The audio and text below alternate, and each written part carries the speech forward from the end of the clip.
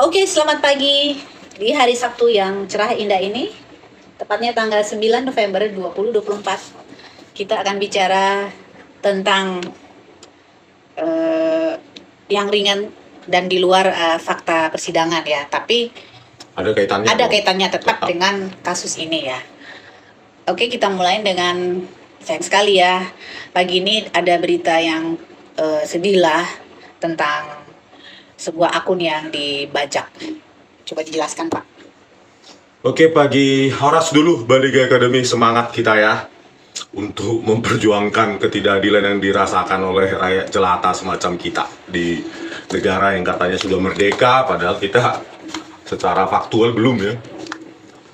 Seperti saat saya maju di sidang PK yang lalu 4 November hari Senin 2024 ya, sampai saat ini belum ada satupun media yang mengupload penuh ya kesaksian saya, padahal mereka ada di situ dan merekamnya. Ini sayang sekali seperti ini. Terus pada pagi hari ini kita juga saya diberitahu lewat WA ya bahwa Diskursus.net itu kanal YouTube-nya dibajak gitu. Aduh, sedihnya ya, padahal banyak sekali informasi ya dari sebuah kanal perjuangan ya untuk kita bersama, tetapi malah mengalami pembajakan ya. Jadi ya isinya bisa dihapus, bisa diotak-atik oleh mereka yang menguasainya sekarang. Jadi kalau saya ceritakan, umumnya ada dua ya kejadian pembajakan itu ya.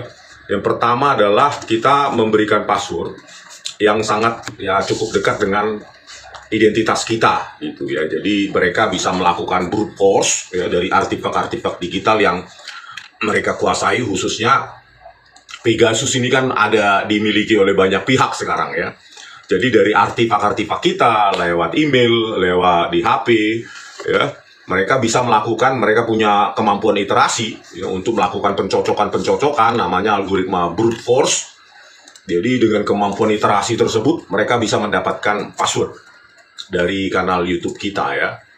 Terus yang kedua adalah yang paling umum ini biasanya, pembajakan itu bukan dilakukan dengan sebuah software atau hacker atau apa ya, tetapi memang orang dalam gitu ya. Ini yang paling banyak terjadi, walaupun algoritma penyandian database di Google sudah luar biasa, tetapi tetap saja kelemahannya adalah orang dalam ya. Yang umumnya di Indonesia ini tentu ada agen ya, pihak agen yang terhubung ke salah satu atau beberapa oknum di karyawan Google atau yang menangani administrasi atau database security di sana ya, di server mereka dimanapun itu ada beberapa gitu. Jadi orang dalam itu biasanya terjadi transaksi, saya bayar sekian maka nanti bisa saya kasih sama kau apanya ya, passwordnya dan segala macam untuk dibajak. Jadi inilah yang paling sering terjadi, yaitu ya, ada middleman, ada agen di Indonesia yang menghubungkan ke oknum-oknum yang bekerja di Google atau di YouTube ya, di server mereka. Inilah yang paling sering dan inilah yang paling kita khawatirkan ya, untuk kanal-kanal perjuangan mengalami pembajakan yang umumnya dilakukan oleh middleman, bukan hacker ya. Oke, begitulah kesedihan kita tentang pagi hari ini. Aduh, bagaimana sayangnya informasi itu yang harusnya untuk publik malah dihancurkan ya, dibajak, diambil alih. Ya tentu dia ketika sudah mengambil alih akun, dia sudah bisa melakukan apapun ya terhadapnya. Oke, begitu dulu komentar saya. Ya, sangat menyedihkan ya. Padahal satu-satunya ya Pak ya, Diskursus yang mengcover dulu pertama kali Jessica Wongso dengan itu hostnya Bu Yasmin ya, yang pertama kali di November lalu ya, tahun lalu. Begitu banyak technical term, istilah-istilah teknikal saat itu yang keluar, dan banyak saya lihat komentar banyak yang berterima kasih karena banyak edukasi di sana ya. Iya, perdebatan dengan Roy Suryo juga ada di situ.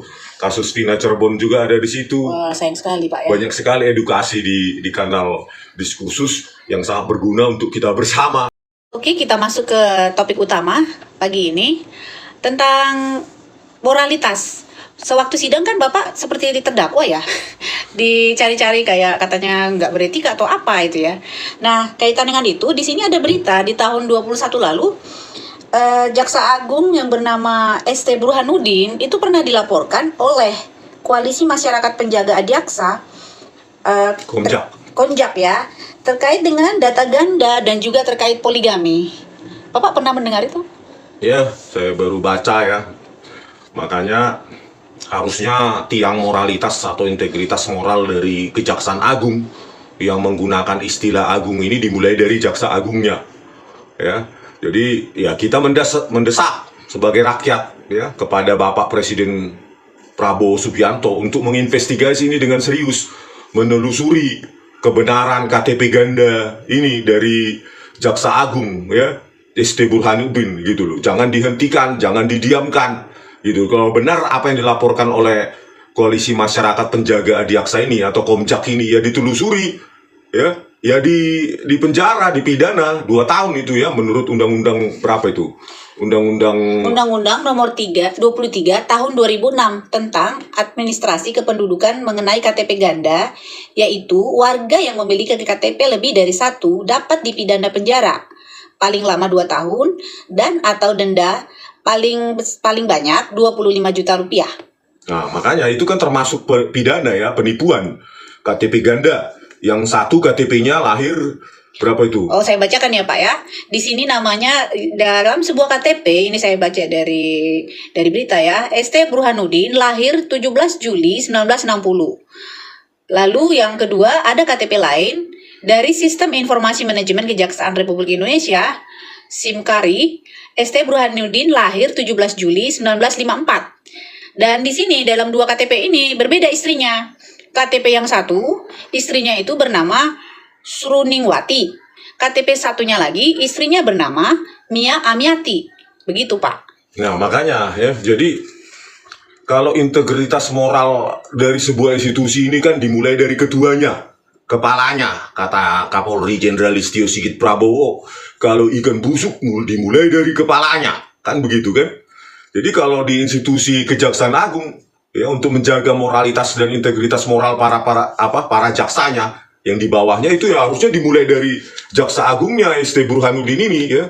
Jadi kebenaran atau ketidakbenaran KTP ganda ya, yang tanggal lahirnya berbeda, orang yang sama, foto yang sama, tetapi istrinya juga berbeda, ini kan Pak Prabowo harus ditelusuri gitu loh, diinvestigasi secara serius. Karena apa? Jika ini benar ya, karena jika ini benar maka moralitas penyangga dari contoh dari para jaksa di bawahnya ini kan menjadi tidak ada, gitu loh. Bagaimana bila itu benar? Berarti kan penipuan, ya. Jika itu benar, maka seorang jaksa agung adalah jaksa penipu, gitu loh. Jadi ini perlu Pak sebagai contoh Pak Prabowo, gitu loh. Telusuri, tindak lanjuti apa yang dilaporkan oleh Komjak tadi itu, Koalisi Masyarakat Penjaga Adiaksa itu benar sekali itu. Kenapa? Ya itu penipuan, ada undang-undangnya nomor 23 tahun 2006 ya kan, pidana 2 tahun. Jadi jangan ya, janji politik Pak Prabowo kan hukum yang tegas, artinya kan kepada siapapun, termasuk Jaksa Agung, gitu loh ya. Begitu. Nah ini ada lagi berita yang saya baca di Kumparan News ya, tanggal 21 November 21 lalu ya, sekitar 3 tahun lalu ya, itu geger Jaksa Mia Amiati tadi yang menjadi istri di salah satu KTP itu diduga jadi istri kedua. Udah ada beritanya rupanya, berarti sinkron ya dengan aduan Komjak tadi dengan berita yang mengatakan Mia Amiati ini adalah istri kedua Kejaksaan Agung. Ya geger katanya. Nah di berita lain, di berita Antara Maret 2022 katanya bagi Mia Amiati ini hari bersejarah baginya karena dia diangkat oleh ST Burhanuddin menjadi Kepala Kejaksaan Tinggi Jawa Timur, perempuan pertama menjadi Kepala Kajati Jawa Timur. Oh, yang diduga di KTP itu ya, di salah satu KTP. Ada namanya itu. Di salah satu KTP yang dilaporkan oleh Komjak tadi gitu loh. Jadi beralasan ya. Bagaimana ini Pak Prabowo Subianto ya, janji politik Anda hukum yang tegas kepada siapapun. Bahkan termasuk itu kalau interpretasi saya adalah termasuk pada diri Anda sendiri sebagai presiden kan gitu. Apalagi ini hanya Jaksa Agung. Ya, kalau ini benar kan hasil penelusuran ini, investigasi ini, maka terapkan hukum itu kepada dia gitu loh. Supaya nanti bisa menjadi contoh bagi jaksa-jaksa lainnya. Bagaimana ini Pak Prabowo? Jadi kaitannya dengan moralitas jaksa ini ya, itulah apa yang terjadi di sidang Jessica Kumala Wongso PK pada tanggal 4 November 2024 itu ya. Sudah kita tunjukkan juga di metadatanya itu Muhammad Nur Al-Azhar menggunakan freeware, e-write soft, dan freemake, ya, tercatat di metadatanya e-write soft, ya, tidak bisa dibantah. Tapi apa? Moralitas para jaksa, terutama jaksa Sandi Andika itu, ya, lari gitu loh. Lari dari perdebatan ilmiah tersebut, ya, mencari-cari argumen-argumen yang tidak penting. Harusnya kan mengakui, iya Pak, kami akan periksa, kami akan telusuri, kami akan tanyakan kepada ahli yang independen.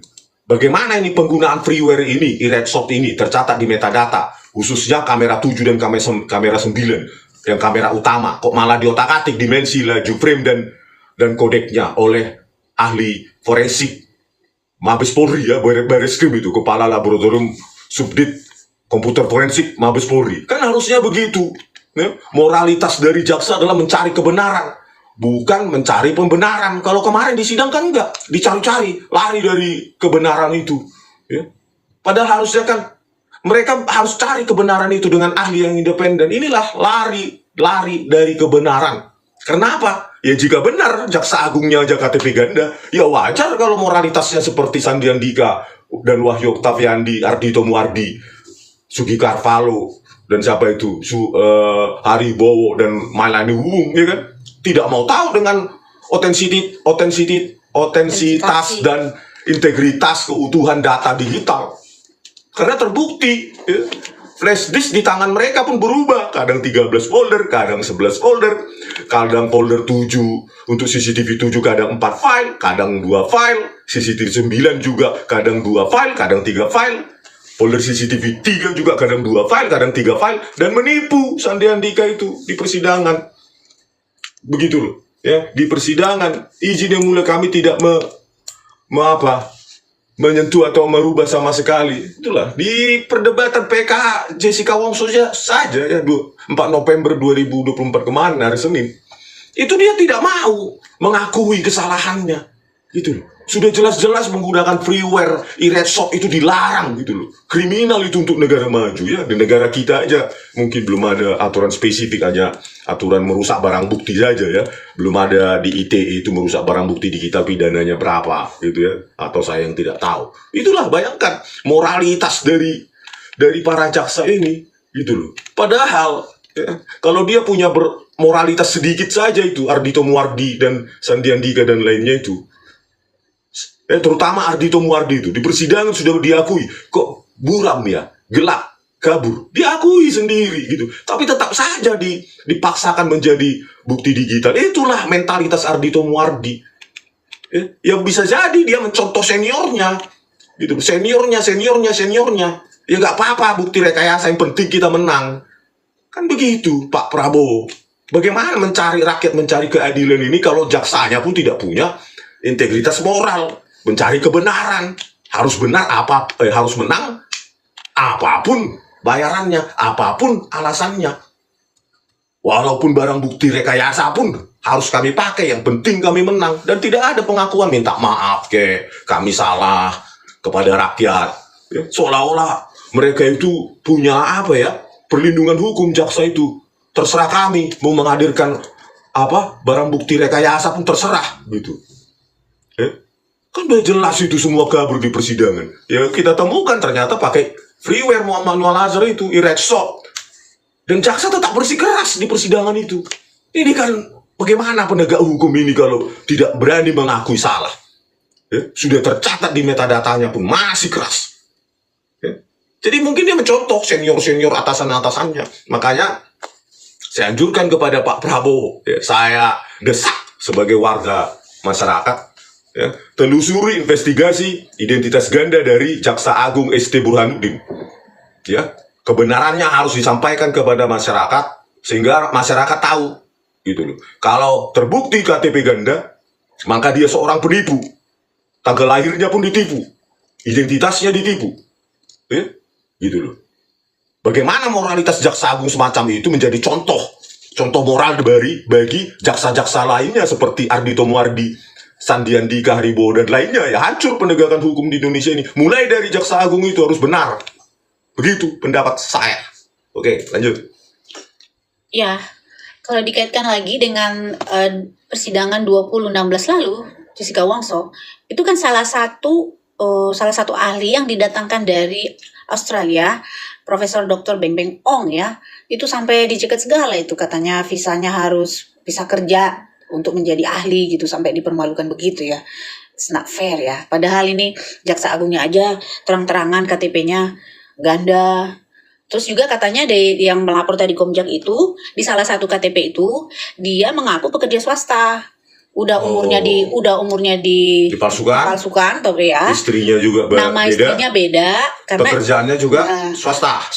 karena kan istrinya dia kalau dari dimanapun itu diselidiki istrinya adalah Sruningwati gitu. Yang sebenarnya adalah Iya, Suniwati. iya. Gitu. Nah ini yang ini juga udah pernah Mia Amiati ini yang menjadi Kajati Jatim itu sudah pernah dilaporkan karena dia diduga menjadi istri kedua. Jadi kan yang melantik suaminya sendiri gitu loh. Jadi itu kejadiannya Jadi di suami November. melantik istri. November sudah dilaporkan udah tahun 21. 23 Maret tahun 22 dia dilantik oleh suami sendiri menjadi Kajati Jatim dan perempuan pertama kali gitu loh ceritanya. Sebagai Kajati di Jawa Timur gitu atau mungkin di Indonesia saya nggak tahu ya, tapi dalam berita antara itu seperti itu dia bangga sekali gitu. Nah makanya kita desak terus ya, masyarakat netizen juga kita desak, kita tidak mau ya pejabat publik ternyata seorang penipu ya, menggandakan, memalsukan identitasnya dalam KTP-nya ada 2. Telusuri Pak Prabowo sesuai dengan janji politik Anda ya. Lakukan itu terhadap pejabat-pejabat Anda dulu baru ke masyarakat. Jadi jangan kesannya seperti hukum tajam ke bawah, tumpul ke atas, ke jajaran Bapak gitu loh. Kalau ini benar ya bahwa Jaksa Agung itu menggandakan KTP identitas, ya wajar saja mentalitas Ardhito, Muardi, Sandiandika bobrok semacam itu ya.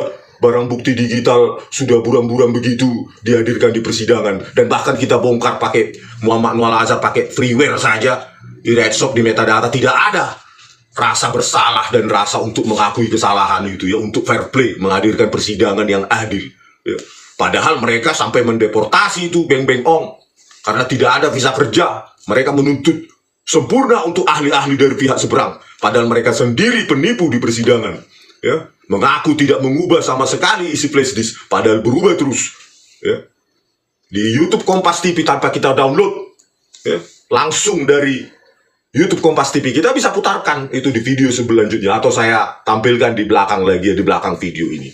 Itulah Pak Presiden Prabowo Subianto. Hukum yang tegas harus dimulai dari jajaran Anda, supaya jangan omon-omon kata Bapak kan, omong-omong saja. Artinya tidak ada realisasi, tidak ada implementasi yang dirasakan oleh rakyat.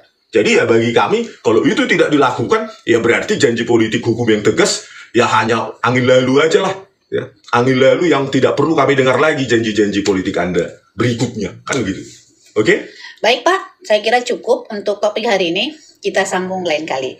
Oke, pemirsa ya, siapapun pejabat publik harus jujur. Karena dia makan pengguna uang rakyat, pengguna gaji fasilitas dia semua dari rakyat ya. Pajak kita sekarang sudah 80% lebih dari APBN. Wajar rakyat meminta ke seorang pejabat publik yang jujur ya, bukan yang memalsukan KTP, yang menipu.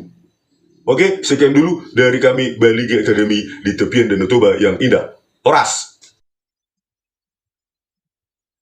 Horas Bali Academy ya. Kali ini kita akan membahas tentang asal muasal dari flash disk ya, 32 GB itu yang merupakan barang bukti di kasus kopi bersianida Jessica Kumala Wongso ya.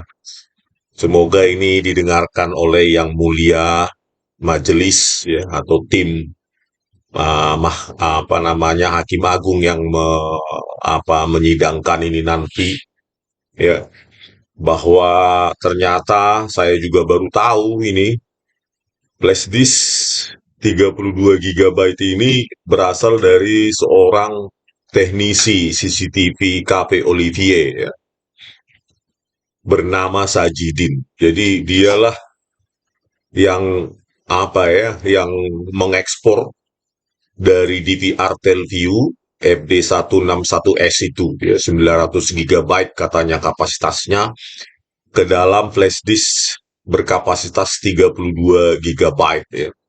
Jadi bayangkan seorang teknisi CCTV Cafe Olivier, dialah yang memilih-milih ya, seperti CCTV 7, ya, dia potong, berarti 15.35 atau berapa itu ya, sampai 17.17, terus 17.18 sampai 18.59 gitu. Jadi dia yang memotong-motong itu ceritanya ya. Jadi kita sedikit kurang sangat tidak percaya kalau Sajidin itu benar-benar dialah yang mengekspor data digital itu dari DVR 900 GB ke dalam flash disk 32 GB ya. Sangat konyol ini Yang Mulia ya. Jadi asal muasal dari barang bukti BB digital ini, flash disk 32 GB itu sendiri sudah sangat bermasalah. Jadi coba kita perhatikan ya tanggapan jaksa ya pada kontra memori PK Jessica Kumala Wongso. Nah, inilah jawabannya ya. Saya juga bingung bisa begini ya. Katanya chain of custody, rantai bukti itu harus terlestari, terpelihara. Tapi inilah bayangkan, flash disk berasal dari DVR dan pemindahan rekaman dilakukan oleh teknisi CCTV. Dalam persidangan, saksi yang berperan penting dalam pengelolaan rekaman CCTV telah dibacakan keterangan dalam berita acara pemeriksaan atau BAP dengan sangat jelas. Saudara Sajidin, seorang teknisi CCTV dari Cafe Olivier, menyatakan bahwa dialah yang memindahkan rekaman dari DVR ke flash disk. Hal ini didukung oleh keterangan saksi Devi Krisnawati Siagian yang menyerahkan flash disk tersebut kepada polisi. Pemindahan rekaman flash disk dilakukan karena DVR hanya mampu menyimpan rekaman selama 2 minggu, dan tindakan ini dilakukan untuk melestarikan bukti yang penting sesuai dengan standar akuisisi yang diatur dalam ISO 27037. Apabila dilihat dari timeline peristiwa tindak pidana ini, tempus delicti terjadi pada tanggal 6 Januari 2016. Sementara penyitaan DVR dilakukan pada tanggal 5 Februari 2016. Artinya, rekaman yang ada pada DVR bukan dihapus, namun terhapus secara otomatis.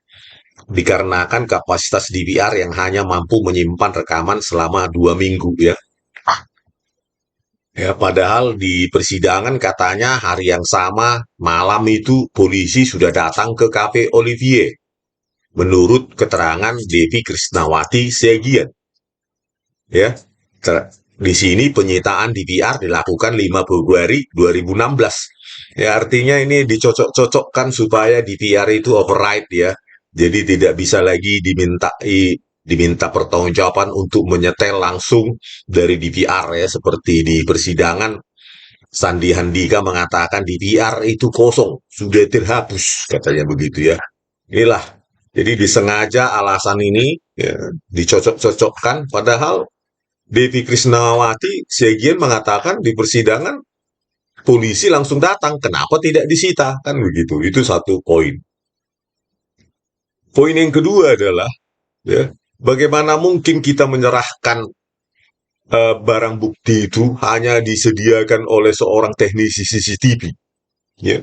Dia yang memilih-milih video CCTV 1, 3, 2, 4, 5, 6, 7, 8, 9, sampai 16 sesuai dengan jumlah kanal DVR Telview FD161S yang terpasang di Cafe Olivier ya. Output 1920x80 pixel, laju frame-nya 25 atau 30 frame per detik ya, kodeknya itu AVC atau H264, yang itulah apanya ya. Dan itu tidak diterangkan oleh Muhammad Noah Laser ya, sengaja disembunyikan supaya kita tidak tahu ya spesifikasinya itulah. Nah inilah bayangkan seorang teknisi CCTV katanya sudah sesuai dengan standar akuisisi yang diatur dalam ISO 27037. Ini kan bohong ya. Padahal ISO 27037 itu mengatur tentang akuisisi dari sumber primer yaitu DVR, ya, bukan yang dari flash disk yang diserahkan oleh Sajidin ini. Ya. Coba kita lihat ini, ya. 3.5 Digital evidence information or data stored or transmitted in binary form that may be relied on as evidence. Jadi data digital atau bukti digital itu adalah informasi atau data yang disimpan atau ditransmisikan dalam biner, format biner yang dipandang sebagai bukti. Yang ke-36 ini digital copy evidence, ya. Ini dalam forensic imaging, ya. Coba kita lihat poin 37 ini. Digital evidence first responder atau DEFR. Individual who is authorized, trained, and qualified to act first at an incident scene in performing digital evidence collection and acquisition with the responsibility for handling that evidence. Inilah ISO 27037, ya. Jadi DEFR ini adalah orang yang diberikan wewenang, dilatih, dan berkualifikasi untuk mengumpulkan dan mengakuisisi evidence, digital evidence. Jadi orang yang diberikan wewenang dan dilatih dan berkualifikasi untuk mengumpulkan dan mengakuisisi, ya, dalam hal ini ya mengekspor data digital itu dari DVR itu, digital video recorder, tetapi ini dilakukan oleh seorang teknisi CCTV KP Olivier, ya. Saya yakin dia mendengar ISO 27037 pun belum tentu dia tahu itu, ya.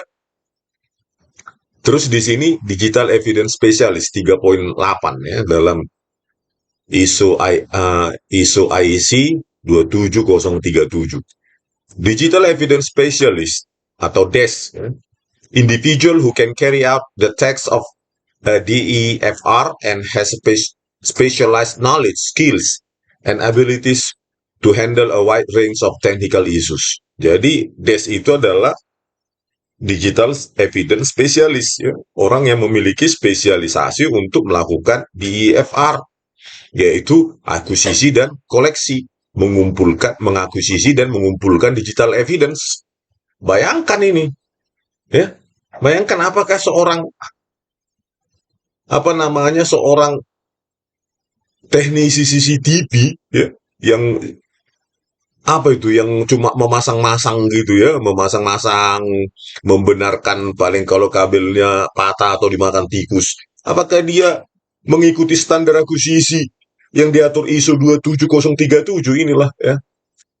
Bermasalah sekali, ya. Asal muasal dari barang bukti flash disk berkapasitas 32 GB, ya, dan diaku di sini sesuai dengan ISO, ya.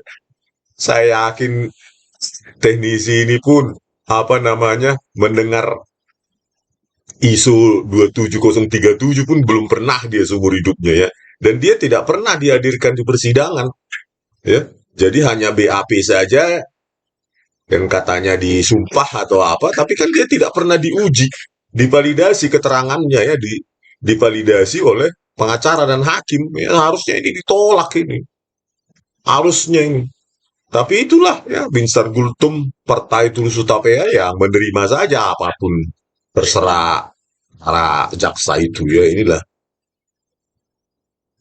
Ya, jadi selanjutnya, ya, sudah asal muasal flash disk 32 GB ini juga bermasalah, ya, diakuisisi, dikoleksi atau dikumpulkan oleh hanya seorang teknisi CCTV yang secara ISO, ya, tentu yang mereka dengung-dengungkan itu ya sangat melanggar, ya, harus dilakukan oleh seorang DES yang terlatih, yang memiliki keahlian untuk melakukan akuisisi, ya. Terus diakui DVR Telview itu override atau terhapus otomatis, padahal katanya Chris Devi Siagian itu polisi langsung datang. Itulah, ya, lagi-lagi alasan DVR override seperti kasus Afiq Maulana di Sumatera Barat. Ya, di samping itu juga masalah selanjutnya adalah ya ini pengakuan Muhammad Noel Azhar ya di persidangan itu dia menerima dari penyidik Muhammad Noel menerima flash disk 32 GB berisi 29 file. Sementara Christopher Harimanrianto menerima flash disk 13 file. Persidangan mereka bilang melakukan forensic imaging. Kalau mereka melakukan forensic imaging, ya, maka kedua flash disk tersebut harus otentik, identik, ya, harus identik, harus sama byte demi byte. Ini jumlah filenya saja sudah bermasalah. 29 file, yang satu 13 file. Jadi tidak ada konsistensi isi atau autentikasi isi ini benar-benar berubah. Jadi parah sekali ya barang bukti digital seperti ini, dari asal muasalnya pun sudah bermasalah. Ini bisa dibuktikan ya, coba kita lihat YouTube-nya. Ya, ini bisa diverifikasi langsung dari YouTube Kompas TV tanpa harus kita download nanti dipermasalahkan oleh Sandi Andika ya. Jadi langsung dari YouTube Kompas TV kita buktikan di sini ya, judulnya ahli digital forensik jadi saksi sidang kopi bersianida, breaking news. Di situ di timestamp-nya, time code-nya atau waktu tayang 42.55, ya, 42.55 ini, ya 42 menit 55 detik ini bisa didengarkan ya pengakuan Muhammad Noel Azhar, isinya 29 file flash disk dari penyidik. Flash tersebut kita lihat, di situ kita temukan lebih kurang 29 file. Nah, itulah ya, 29 file. Ya. Selanjutnya, ya, dari video yang sama, ya, ahli digital forensik jadi saksi sidang kopi bersianida, breaking news, YouTube Kompas TV, ya, waktu tayang 9 jam 8 menit 24 detik, itu bisa kita dengarkan ya, pengakuan dari Christopher Harimanrianto, ia menerima 13 file flash disk dari penyidik. Ini kan amburadul sekali nih. Untuk sekarang langsung ke dalam materi dari sisi dari flash disk. Di situ ada berapa file yang Anda teliti dan bagaimana cara Anda menentukan itu? Jadi itu saya melihat ada 13 file yang saya... Nah, itulah pengakuannya. Jadi udah inkonsisten isinya. 13 file, Muhammad Nuh 29 file. Ya, udah begitu flash disk diproduksi oleh seorang teknisi kafe, teknisi CCTV kafe Olivier. Bukan penyidik yang melakukannya atau ahli digital evidence ya, atau desk digital evidence specialist menurut ISO 27037 yang mereka dengung-dengungkan. Ini kan sudah bermasalah ya. Ya, selanjutnya ya, Anda bisa lihat di YouTube sidang kasus kopi bersianida, YouTube Kompas TV, kesaksian pegawai Olivier part 2 ya, arsip Kompas TV ya. Jam tayang 52 menit 18 detik ini. Di situ dia berbohong, menipu di persidangan ya, Sandi Andika. Izin yang mulia, kami tidak menyentuh atau mengubah sama sekali isi flash disk. Dengan gampang dia menipu ya. Kalau karena ini kopi nggak jadi kopi nggak bisa. Izin yang mulia, untuk barang bukti kita tidak menyentuh atau merubah sama sekali. Nanti ahli IT yang bisa menzoomnya nanti akan ditampilkan pada saat ahli IT versi. Nah itulah ya, tidak menyentuh, mengubah atau menyentuh sama sekali katanya. Bisa diperiksa semua ya, karena kita memeriksa langsung dari Kompas TV ya, YouTube-nya. Mereka dilindungi oleh undang-undang pers, tidak mengubah ya, langsung tanpa kita copy, kita download tapi langsung kita putarkan ya, biar jangan berkelit lagi itu Sandi Andika itu. Selanjutnya kita periksa ya, isi jumlah folder CCTV yang diputarkan jaksa ini ya. Berapa buah? Inilah berubah terus ya. Coba kita periksa. Ada bisa periksa itu tajam, full ya, full tajam, jaksa, cecar, Jessica di sidang kopi sianida ini 28 September 2016. Jessica dihadirkan sebagai terdakwa ya, bisa lihat coba. Nah, inilah kan isinya ya ini langsung ya, jadi tidak saya screenshot, langsung dari sumbernya. Ya, CCTV 1 sampai 9, ini ada 13 folder, CCTV 1 sampai 9, date modified-nya bulan 12 Januari ya 2016, 12 Januari 2016. Kalau tadi Sajidin tanggal berapa? Coba kita periksa dulu. Nah, kalau kita lihat keterangan dari atau tanggapan memori PK Jessica Kumala Wongso ya dari jaksa itu, apabila dilihat dari timelinenya peristiwa tindak pidana ini tempus delicti terjadi pada tanggal 6 Januari 2016. Ya, harusnya 6 Januari 2016 diambil ya oleh si apa ya siapa itu Sajidin, tetapi date modified-nya itu tanggal berapa tadi? Coba kita periksa. 12 Januari ya 2016 ya, ada 6 hari itu ya kalau benar ini flash disknya. Terus folder CCTV 15 dan 16 itu date modified-nya ya, artinya date modified bisa diubah, diciptakan ya, ditambahkan. Itu bulan Juli 21 untuk CCTV 15, 26 untuk 26 Juli 2016 untuk CCTV 16. Padahal persidangan sudah berlangsung ya, sedang berlangsung ya, mulai dari 15 Juni 2016. Jadi ya penambahan atau pengubahan ya folder CCTV 15 dan 16 pada flash disk jaksa ini tidak diberitahukan kepada hakim. Harusnya kan perubahan apapun dan alasannya apa, kan gitu. Itu kan harus diberitahu, direport kepada hakim, pengacara, dan lainnya ya. Tapi itulah pengakuannya Sandi Andika tidak mengubah, tidak menyentuh sama sekali. Padahal bisa dilihat di sini, bulan 7, 21, dan tanggal 26 Juli 2016 untuk folder CCTV 15 dan 16 ya. Jadi itulah ya, berubah terus. Coba kita lihat di momen lainnya. Ya, di momen lainnya pada saat Agus Triyono dan Marlon Napitupulu dihadirkan sebagai saksi fakta di persidangan pada tanggal 20 Juli 2016 ya. Ini timestamp-nya juga sama.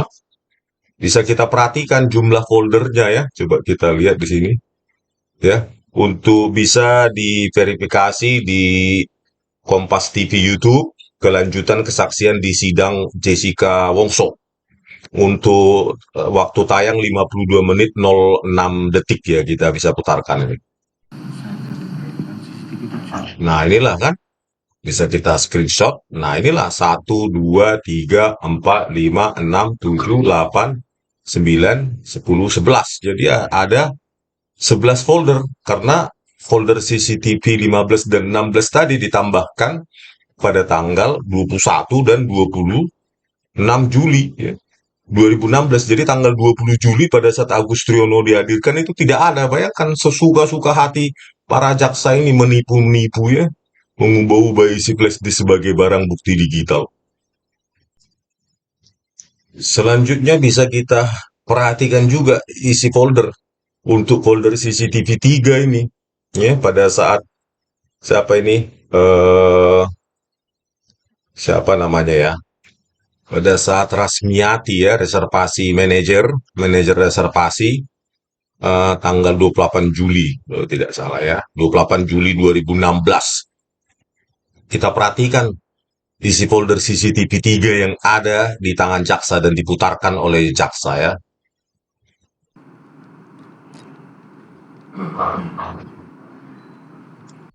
Sebelumnya saya jelaskan itu bisa diverifikasi di YouTube Kompas TV. Sidang kopi bersianida hadirkan para pegawai Olivier dan adegan rekonstruksi ya. Waktu tayangnya 1 jam 46 menit 28 detik.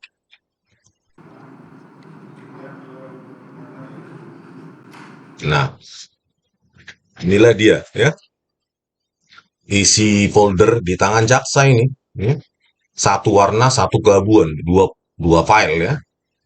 Selanjutnya, ya di saat lain, ya, pada saat Agus Triyono ya dihadirkan di persidangan 20 Juli 2016, kita bisa periksa langsung dari YouTube Kompas TV berjudul Kelanjutan Kesaksian di Sidang Jessica Wongso dengan waktu tayang 29 menit 46 detik ya untuk folder CCTV 3 di tangan jaksa. Nah, inilah dia ya.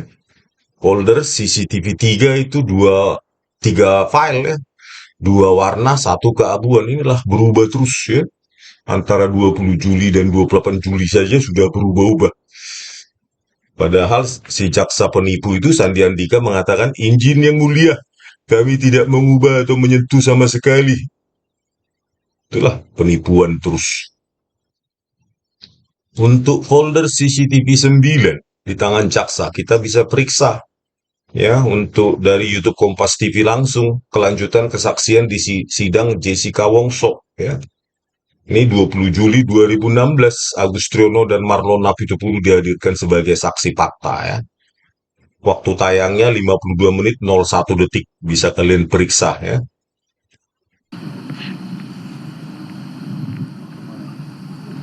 Nah, itulah dia ya, 3 file. Nah, itu folder CCTV 9. Selanjutnya ya, ini isi folder CCTV 9 ketika Muhammad Noah Lazar diminta oleh pengacara Jessica, Otto Hasibuan, ya, untuk memutarkan isi flash disk langsung dari jaksa pada tanggal 10 Agustus 2016 ya. Ini timestamp-nya juga sama, 10 Agustus 2016. Muhammad Noah Lazar diminta untuk memutarkan. Nah, inilah ya. Nah, itu folder CCTV 9, kita lihat bisa tayangannya ya. Jadi hanya 2 potongan file, 2 file ini. Oh, ini dia. Ya, hanya ada 2. Padahal tadi pada saat Agus Triyono 20 Juli 3 ya. Nah, berubah terus. Nah, untuk isi folder CCTV 7 bisa diverifikasi dari YouTube Kompas TV, judul Kelanjutan Kesaksian di Sidang Jessica Wongso. Waktu tayang 52 menit 4 detik ya. Ya, 20 Juli 2016. Bisa kita lihat ya, isinya 4 file. 20 Juli 2016.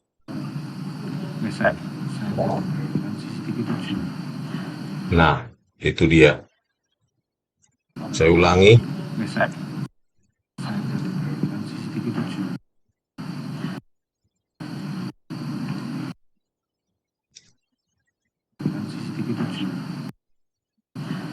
Nah, ini dia agak cepat ya dia. Nah, inilah 4 file ya pada saat 20 Juli 2016. Folder CCTV 7 di tangan jaksa itu ya. Selanjutnya 10 Agustus 2016 ketika Muhammad Noah Al-Azhar diminta untuk memutarkan flash disk dari tangan jaksa langsung ya, diputarkan. Kita bisa perhatikan hanya 2 file ya sesuai dengan BAP mereka. Ya. Sebelumnya 4 pada saat 20 Juli, ini 10 Agustus malah jadi cuma 2. Jadi berubah-ubah terus isi flash disk ya. Ini 10 Agustus 2016. Ya, YouTube Kompas TV, ahli digital forensik jadi saksi sidang kopi bersianida breaking news. Waktu tayang 5 jam 31 menit 21 detik. Bisa kita lihat.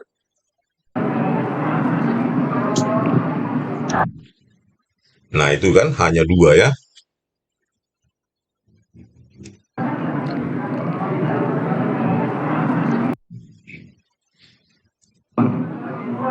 Nah, itu hanya 2.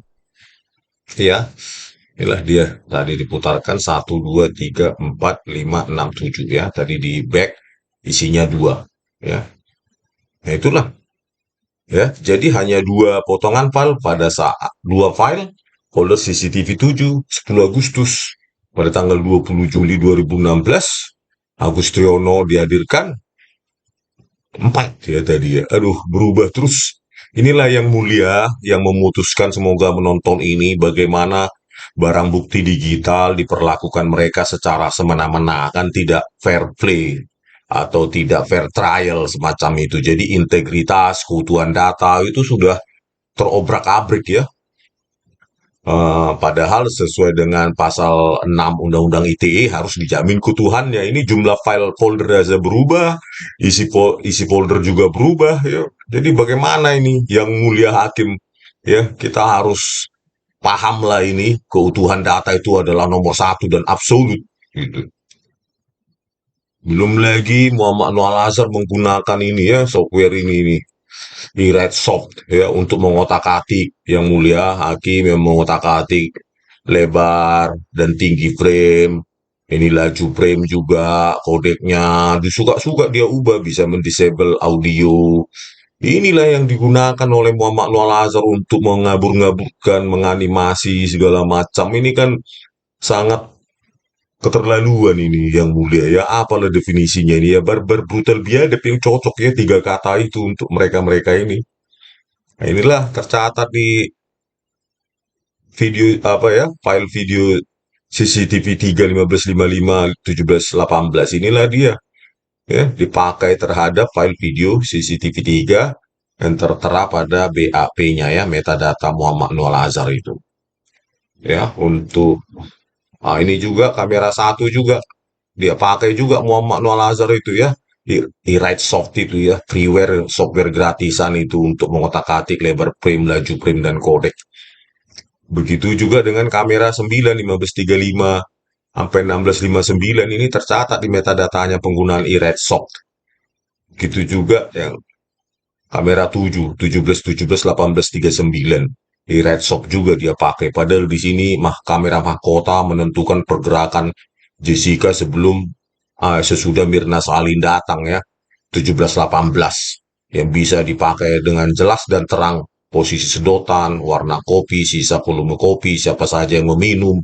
Itu malah justru dikaburkan oleh Muhammad Noor Al-Azhar dengan penggunaan freeware Soft. Oke, sekian dululah. Semoga yang mulia hakim nanti bisa menonton ini atau siapapun yang mengenal beliau-beliau itu ya, agar memperingatkan bahayanya memanipulasi ya, merekayasa bukti digital ya. Meskipun mereka seharusnya tugas kepolisian dan tugas kejaksaan memastikan ya bahwa barang bukti itu otentik, tapi justru mereka lah pelaku rekayasa, manipulasi, mengubah-ubah, mengotak-atik barang bukti digital itu ya. Inilah potret hukum di negara Konoha, Indonesia ya. Oke, sekian dan terima kasih. Horas.